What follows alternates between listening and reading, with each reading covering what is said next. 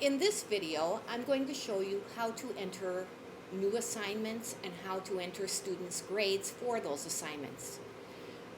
This is assuming that you've already opened up PowerTeacher Gradebook, you've logged in, it's downloaded, it's opened, and remember that the default view in PowerTeacher Gradebook is the score sheet, so that's what I'm looking at right here. It looks pretty much like your traditional paper and pencil gradebook.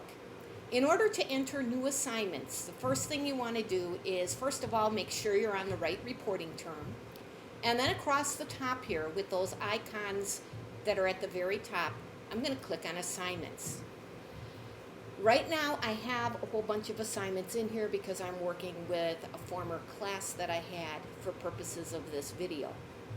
But when you want to add an assignment, you're going to be in your Assignments tab and you're going to go down to the very bottom. On the left-hand corner, you see a plus sign and a minus sign.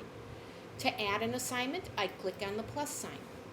This opens up a new window in which I can put the information about the assignment. So I can give the assignment a name. I can say page 31 review questions. Let's say that. Now, the default in PowerTeacher Gradebook is to create an abbreviation that matches your name. One caution here, that abbreviation cannot be longer than 10 characters.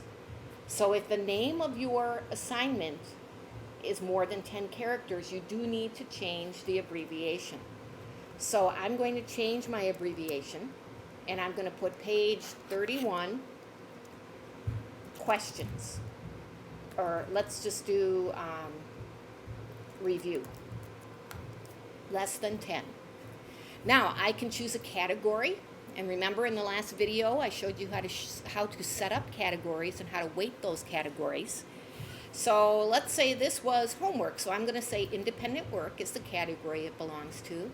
PowerTeacher remembers that when I created that category called independent work, I wanted to make it a letter grade. Now, I don't have to keep to that. I can change it to a percentage grade instead. And when I'm talking about points possible, I can make that 100, especially if I'm talking about a percentage. I can add extra points on.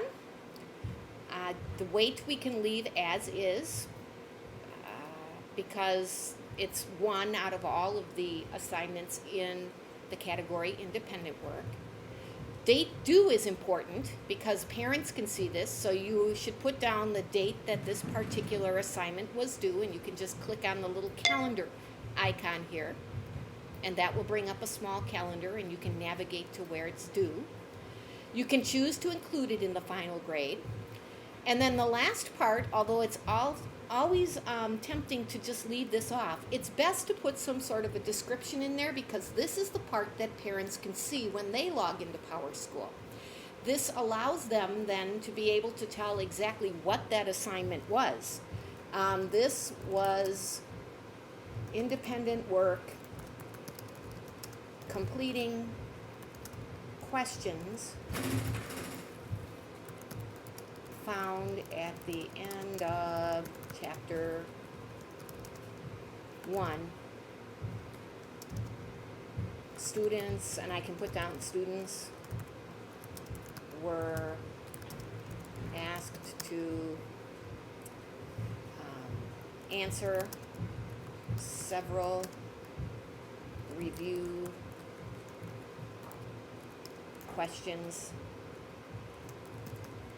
in complete sentences. Now, another thing you might want to put on here is what were the numbers, what page, maybe put the page, although it's up here, you could repeat the page, you could put the numbers. Parents get on PowerSchool, they see their son or daughter hasn't completed that assignment. They don't have to bother you asking you, well, what is the assignment? You'd have it right there in the description and parents could see that. Once I have completed that, I'm going to say save. And because this is for a class that I've already done, I have to change this due date back to something that falls within the parameters of quarter 1. So I'm going to say save. It does its saving. Notice how it is now appearing it should appear up here underneath. I don't see it up here, but let's go to the score sheet and see if it appears there. It doesn't. It could be because I am working with an old quarter in order to be able to show you these things. So let's do test, just for the purposes of what we're doing here. Let's not give it a category. Let's keep it at points, 100. Let's change this due date here, and let's say save. Category must be specified. Okay, we'll call it a quiz, or let's make it a test. A test, okay. We'll say save.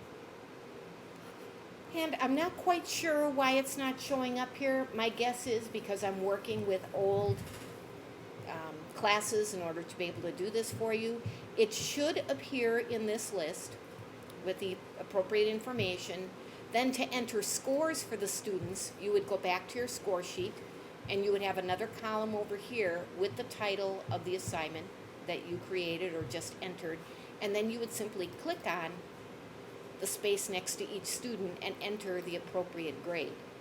So that's how you enter assignments and then grade students on those assignments in PowerTeacher.